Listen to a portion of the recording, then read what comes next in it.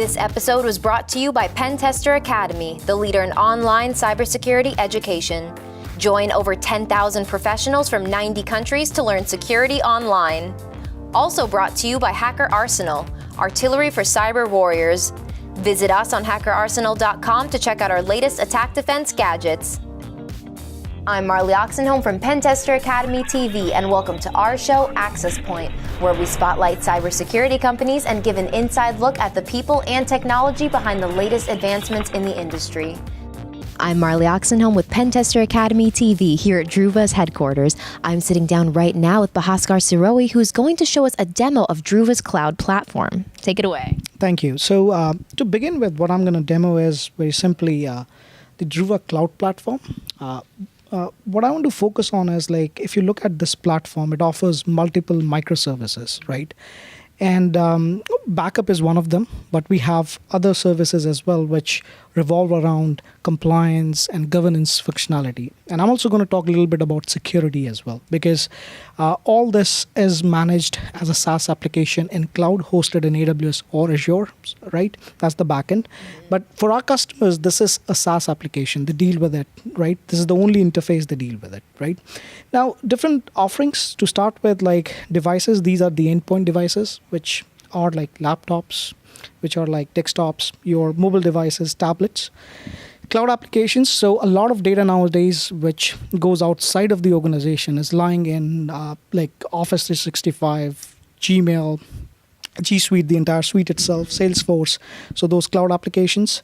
Now, since the data is outside and being captured by us in form of backup, we can offer microservices like e-discovery, compliance, and enterprise search. So you can do an enterprise-wide search for your data, right? We also have similar offerings for servers as well. Like it could be a physical server, which is like your database server or a file server or a NAS. Or it can be just a virtual machine hosted on a VMware platform or Hyper-V, or it could be in cloud itself, right? And we, on top of that, we can offer disaster recovery and e-discovery on top of that data. So it's very simple, whatever you want to do as a customer. So let's say, for example, I want to put some users or servers on legal hold. So all I'd do is legal hold, and this commandlet gives you a couple of options. Number one is, if you are doing it for the first time, it will also offer you some suggestions around documentation, right? So all you have to do is how to assign a specific legal hold. So this is a documentation. And you can see this question mark, which is for the documentation. Whereas if you want to go and create an actual policy, you can very easily create it from here, right? So one single console, which allows you to access, manage all these different policies, right? Individually, if I want to manage something like devices, so I'll click on devices and it takes me to the devices page, wherein I can go and see all the devices, which looks something like this, right? So in this instance, if you see, I have somewhere around 8,700 users with somewhere around 9,000 devices activated, right? And I can go and see the list of users which are hosted right now. This is the complete list, right? But from a admin perspective, when I look at this dashboard, I get a 30,000 foot view of where my users are located because I'm tracing these devices. I can look at my data utilization as well, like what different data types am I backing up, right? Which are the users which are backing up more, right? All those statistics can be picked from here. And finally, what I'm also interested in is, like, if the backups are completing successfully, they are failing. So all those statistics along with dedupe. So Druva is always known for its deduplication, which is global in nature and source side, which means that if you have a copy of a file and your colleague also has the same file, we'll back it up only once, no matter where you are. Okay. Right? Whether you're in office, you're outside of office, that's what the magic of global deduplication is, right? Now, just imagine that all this has been backed up, right? The next thing you want to do with data is go and recover that data, right? So how do we make it much easier for the admin or the end user to recover this data? So end users can recover from any device to any device, right? But as an admin, I can go and at any point of time, click on restore, and I can go and pick any user over here. Or I can go and search for a user, let's say George Taylor. And when I go and search this user very quickly, I can go and select the user. Now this will allow me to do a couple of things here, but I'll focus on restore backup data. And this opens up a new UI. And if you see, now I have access to users' enterprise data, which includes Box, Exchange Online, If you're using Exchange Online, we can back up mails, contacts, calendars, like OneDrive, their iPad, laptops, mobile devices, right? And I can go and select this, and I can go and search the data inside. So we have a search functionality, or I can just go and select the data and say download or restore back to the device, right? So there's the basic DR kind of thing, like, okay, I have backed up the data, now I want to recover the data if a user comes back to me, right? Now, what if now I have collected all this data, right? We have this big repository which is sitting in cloud. Can I add more intelligence to it? Right? How can I use it for my different requirements? And one of the foremost requirement which we have heard is around legal hold and e-discovery, right? All these huge organizations have requirement around litigations, which are they are having litigation going against their competition or something like that, right? So in that case, what they would love to do is to have an option to put this data on legal hold, and to do it either in automatic fashion or a manual fashion. So for the automatic fashion, we have reporting API, legal hold APIs, which you can automate the entire workflow, or you can just go and come here and create a legal hold and add email IDs to which user you want to add. And once you have done that, it's very, very simple, because once you have created a legal hold, your data access, so you can add multiple users, but your data access is happening through a secure WebDAV link, and you can take it into your e-discovery system itself, right? So legal hold, this covers them. So typically, if you see what they were doing earlier, our customers, if they had a legal hold requirement, they would go to the IT team, the legal team will go to the IT team and then ask them, like, can you ship me this data?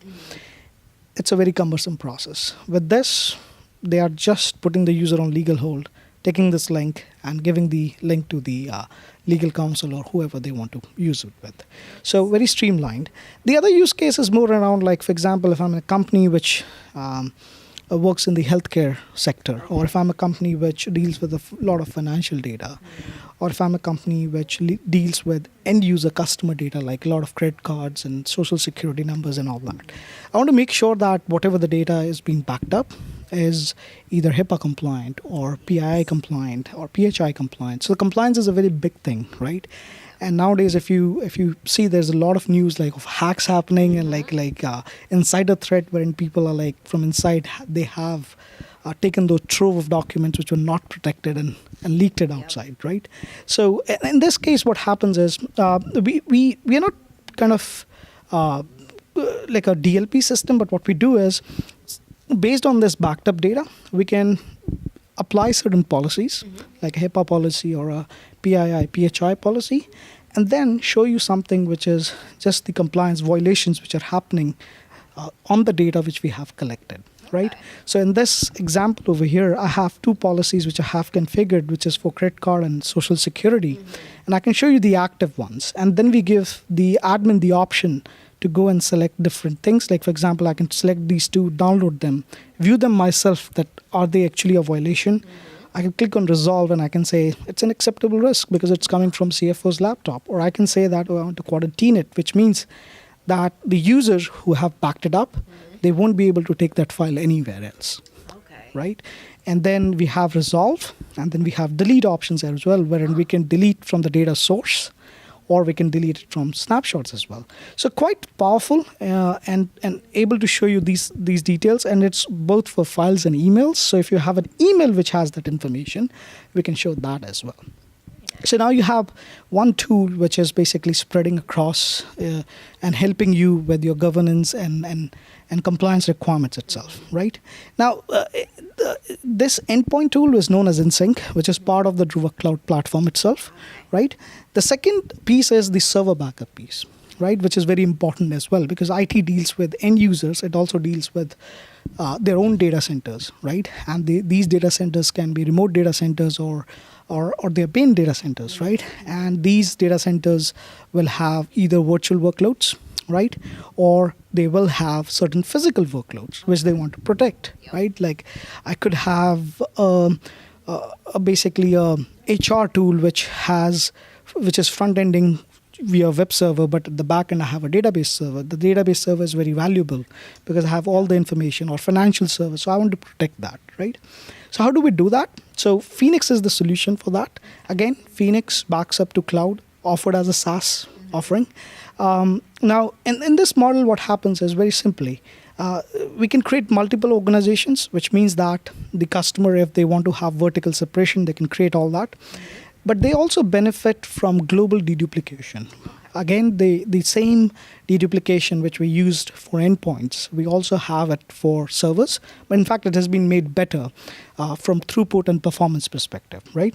To give you an example over here, so I have somewhere around 13.49 terabytes of data. After deduplication, it shrinks down to 2.7 terabytes, right?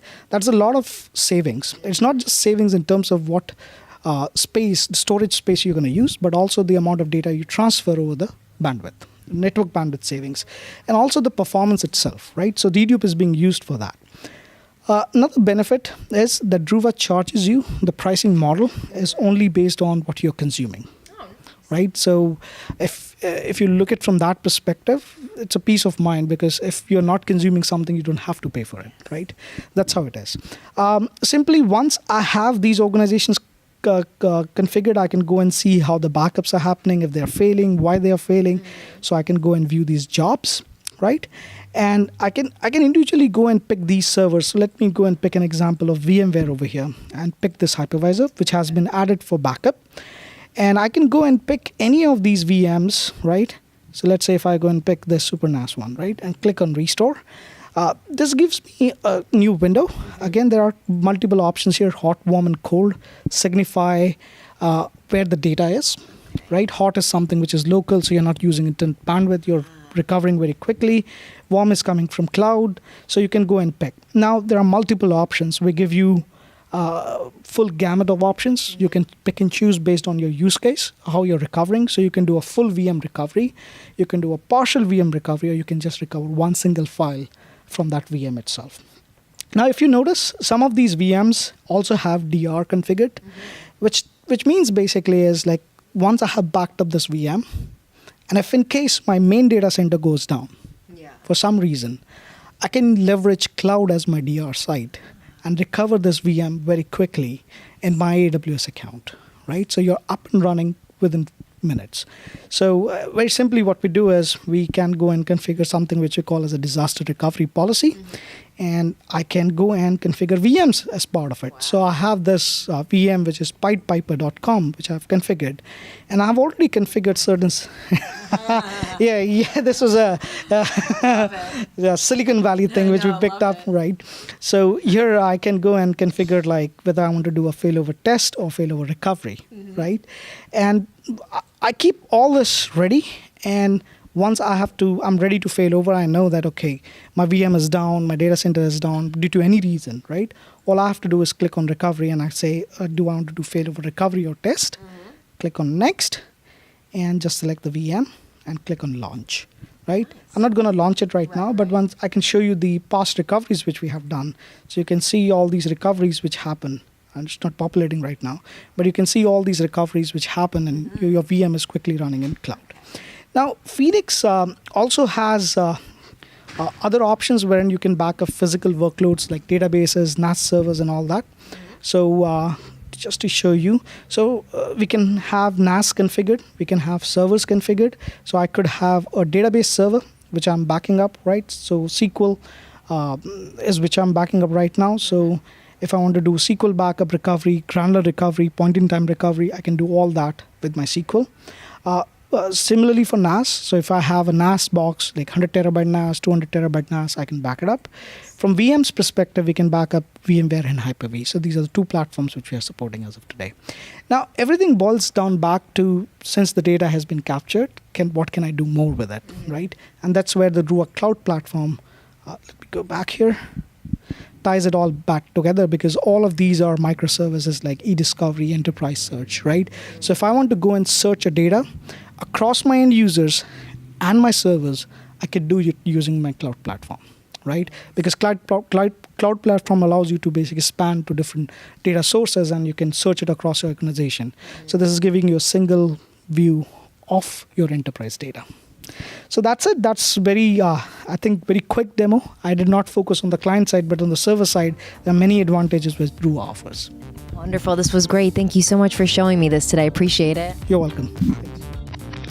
Also, make sure to subscribe to our YouTube, Twitter, and Facebook so you don't miss out on any of the latest cybersecurity news. This episode is brought to you by Pentester Academy, the leader in online cybersecurity education. Join over 10,000 professionals from 90 countries to learn security online. Also brought to you by Hacker Arsenal, artillery for cyber warriors. Visit us on hackerarsenal.com to check out our latest attack defense gadgets. Thanks for watching, and we'll see you next time.